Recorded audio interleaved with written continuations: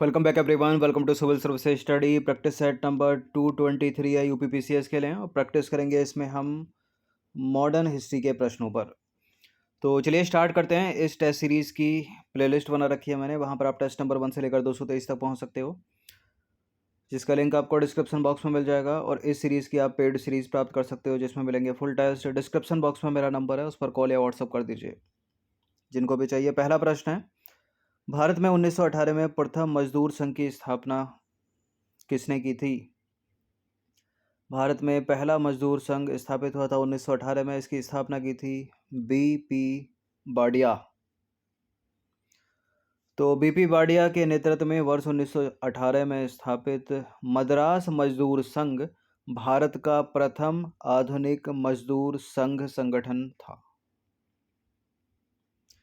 Question number 2 पर आ जाइए। निम्नलिखित में से किसने अहमदाबाद टेक्सटाइल लेबर एसोसिएशन की स्थापना की थी? प्रश्न इंपॉर्टेंट है, इसका उत्तर है महात्मा गांधी। तो अहमदाबाद टेक्सटाइल लेबर एसोसिएशन की स्थापना वर्ष 1918 में महात्मा गांधी ने की थी। क्वेश्चन नंबर 3 है, अखिल भारतीय ट्रेड यूनियन कांग्रेस के 1920 में बंबई में हुए प्रथम अधिवेशन की अध्यक्षता किसने की थी? किसने की थी? लाला लाजपत राय ने। तो अखिल भारतीय ट्रेड यूनियन कांग्रेस के 1920 में हुए प्रथम अधिवेशन की अध्यक्षता की थी लाला लाजपत राय ने। नंबर 4 पर आ जाइए। कम्युनिस्ट इंटरनेशनल का सदस्य बनने वाले पहले भारतीय निम्नलिखित में से कौन थे? कम्युनिस्ट इंटरनेशनल का सदस्य बनने वाले जो प्रथम भारतीय थे वो थे एम.एन. रॉय। तो कम्युनिस्ट इंटरनेशनल की स्थापना मार्च 1919 में व्लादिमीर इलियच लेनिन और रूसी पार्टी द्वारा की गई थी। और एम.एन. रॉय लेनिन के निमंत्रण पर जो है मॉस्को गए और कम्युनिस्ट इंटरनेशनल के सदस्य बने। कम्युनिस्ट इंटरनेशनल के सदस्य बनने वाले वे पहले भारतीय थे, एम.एन. रॉय। नंबर 5 पर आ जाइए। सोमेंद्र नाथ टैगोर द्वारा स्थापित दल का निम्नलिखित में से क्या नाम था? सोमेंद्र नाथ टैगोर द्वारा स्थापित दल का नाम था क्रांतिकारी साम्यवादी दल, ऑप्शन नंबर बी। तो क्रांतिकारी साम्यवादी दल की स्थापना जो है 1934 में सोमेंद्र नाथ टैगोर द्वारा की गई थी और यह पार्टी भारतीय साम्यवादी दल से टूटकर बनी थी। नंबर 6 पर आ जाइए। रोलेट एक्ट लाने का निम्नलिखित में से क्या प्रयोजन था? क्यों लेकर आए थे अंग्रेज रोलेट एक्ट? राष्ट्रीय एवं क्रांतिकारी गतिविधियों पर रोक लगाना चाहते थे वो, ठीक है। बिना वकील, बिना अपील, बिना दलील का काला कानून इसको कहा गया। तो भारत में बढ़ रही क्रांतिकारी गतिविधियों को कुचलने के लिए ब्रिटिश सरकार ने 1917 में न्यायाधीश सिडनी रोलेट की अध्यक्षता में एक समिति गठित की जिसका उद्देश्य था राष्ट्रीय एवं क्रांतिकारी गतिविधियों को कुचलना। इसके सुझावों पर मार्च 1919 में पारित विधेयक रोलेट एक्ट के नाम से जाना गया और रोलेट एक्ट के द्वारा अंग्रेजी सरकार जिसको चाहे जब चाहे बिना मुकदमा चलाए जेल में बंद रख सकती थी, ठीक है। इसलिए इस कानून को जो है बिना वकील, बिना अपील और बिना दलील का काला कानून कहा गया। नंबर 7 पर आ जाइए। 1940 में रेडिकल डेमोक्रेटिक पार्टी का गठन निम्नलिखित में से किसने किया? 1940 में रेडिकल डेमोक्रेटिक पार्टी का गठन किया था किसने? एम.एन. रॉय ने। तो वर्ष 1940 में रेडिकल डेमोक्रेटिक पार्टी की स्थापना एम.एन. रॉय ने की थी। क्वेश्चन नंबर 8 पर आ जाइए। निम्नलिखित में से किस केस की समस्त संसार में चर्चा हुई और अभियुक्तों के समर्थन में अल्बर्ट आइंस्टाइन, हेरोल्ड लास्की और रूजवेल्ट जैसे नेताओं ने सहानुभूतिपूर्ण टिप्पणियां की? किसके बारे में की थी? लाहौर षड्यंत्र मुकदमा, मेरठ षड्यंत्र मुकदमा, INA मुकदमा या इनमें से कोई नहीं? मेरठ षड्यंत्र केस या मेरठ षड्यंत्र मुकदमा। तो वर्ष 1929 से 1933 के बीच, ठीक है, 1929 से 1933 के बीच हुए मेरठ षड्यंत्र मामलों के 33 श्रमिक नेताओं पर जो है राजद्रोह का मुकदमा चलाया गया और इसकी पूरे विश्व में चर्चा हुई और professor Einstein, H.G. Wells, Harold Laski और रोमारोला और रूजवेल्ट ने जो है इसकी कटु आलोचना की। नंबर 9 पर आ जाइए। जब रॉलेट एक्ट पारित हुआ था उस समय भारत का वायसराय कौन था? ये प्रश्न स्टेट पीसीएस में ऐसे पूछे जाते हैं, जब ये घटना हुई उस समय वायसराय कौन था, गवर्नर जनरल कौन था? ये समय है लॉर्ड चेम्सफोर्ड का। तो लॉर्ड चेम्सफोर्ड वर्ष 1916 से 1921 के मध्य जो है भारत के वायसराय थे, और इन्हीं के कार्यकाल में 1919 में रॉलेट एक्ट पारित हुआ। 10वां प्रश्न है, निम्नलिखित में से किसने गांधी जी को सावधान किया कि मुस्लिम धार्मिक नेताओं और उनके अनुयायियों के कट्टरपंथ को प्रोत्साहित ना करें? गांधी जी को ऐसा कहा था मोहम्मद अली जिन्ना ने। तो देखिए, मोहम्मद अली जिन्ना खिलाफत आंदोलन को देश की स्वतंत्रता के आंदोलन से जोड़ने के विरोधी थे। उन्होंने महात्मा गांधी को राजनीति में धर्म को न लाने की सलाह दी थी। नंबर 11 पर आ जाइए। निम्नलिखित में से किस भारतीय नेता ने खिलाफत आंदोलन का समर्थन नहीं किया था? खिलाफत आंदोलन का समर्थन कर रहे थे जवाहरलाल नेहरू, मोहम्मद अली, स्वामी श्रद्धानंद, लेकिन मदन मोहन मालवीय ने नहीं किया था। तो सितंबर 1920 में कलकत्ता में हुए कांग्रेस के अधिवेशन का प्रमुख मुद्दा जलियांवाला बाग हत्याकांड और खिलाफत आंदोलन था। खिलाफत आंदोलन में मदन मोहन मालवीय सम्मिलित नहीं हुए थे तथा उन्होंने इस आंदोलन में कांग्रेस की भागीदारी का विरोध किया था। जलियांवाला बाग हत्याकांड की घटना कब हुई थी? 13 अप्रैल 1919।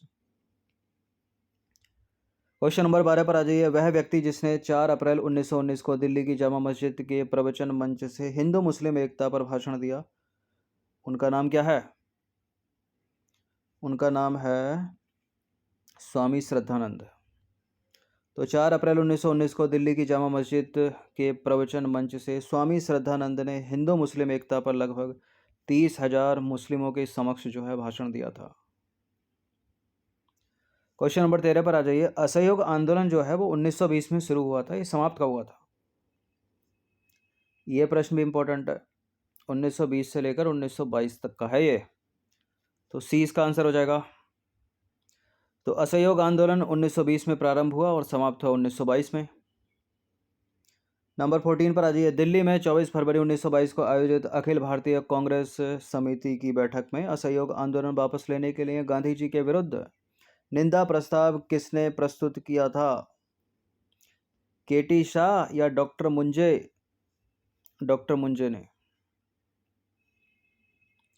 देखिए, असहयोग आंदोलन जो है वो 1 अगस्त 1920 को प्रारंभ हुआ, लेकिन 4 फरवरी 1922 को हो गई चौरी चौरा की हिंसक घटना। उसके कारण जो है महात्मा गांधी ने इसे वापस ले लिया।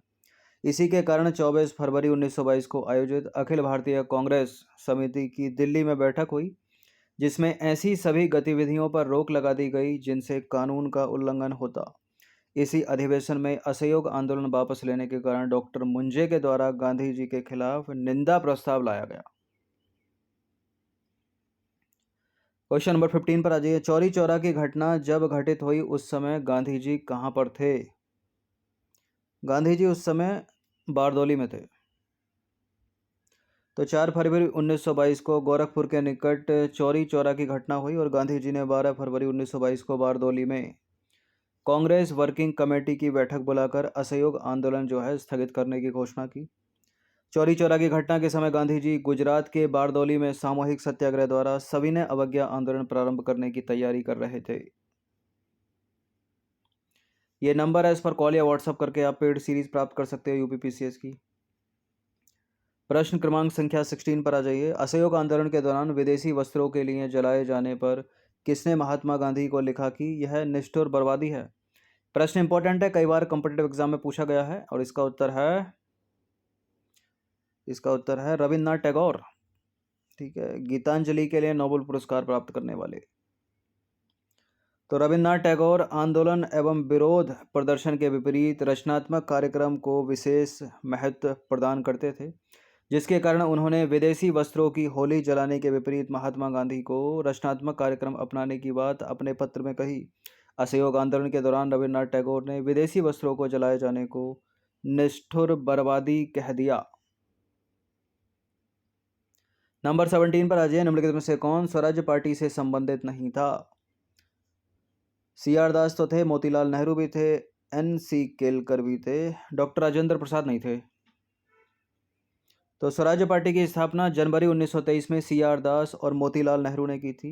NC केलकर भी स्वराज पार्टी से संबंधित थे, लेकिन डॉक्टर राजेंद्र प्रसाद महात्मा गांधी के समर्थक थे और वह स्वराज पार्टी के समर्थक नहीं थे। नंबर 18 पर आ जाइए। स्वराज पार्टी की स्थापना निम्नलिखित में से किसकी असफलता के बाद हुई? तो स्वराज पार्टी है 1923 की।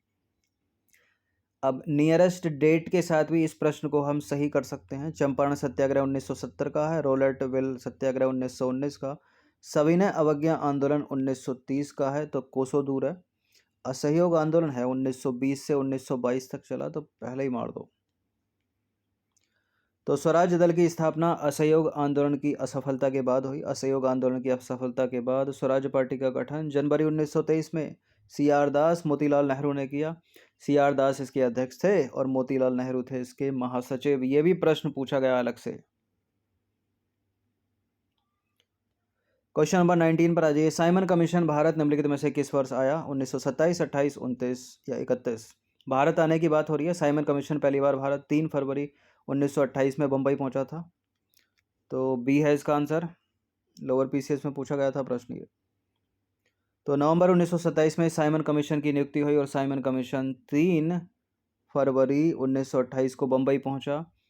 जॉन साइमन की अध्यक्षता में गठित इस आयोग में कुल 7 सदस्य थे, ये भी याद रखिएगा, और इनमें से कोई भी जो है भारतीय नहीं था, सारे के सारे अंग्रेज थे। इसलिए जो है साइमन कमीशन का विरोध किया था भारतीयों ने, और भारतीयों ने इसे श्वेत कमीशन कहकर इसका बहिष्कार किया और विरोध किया। श्वेत मतलब सारे के सारे अंग्रेज थे इसमें। क्वेश्चन नंबर 20 पर आ जाइए। निम्नलिखित में से किसके सुझावों पर भारतीयों को साइमन कमीशन से बाहर रखा गया? किसके सुझावों पर साइमन कमीशन से भारतीयों को बाहर रखा गया? इसलिए एक भी भारतीय नहीं था साइमन कमीशन में, लॉर्ड इरविन था वो। तो लॉर्ड इरविन के सुझावों पर भारतीयों को साइमन कमीशन से बाहर रखा गया था। साइमन कमीशन कब आया?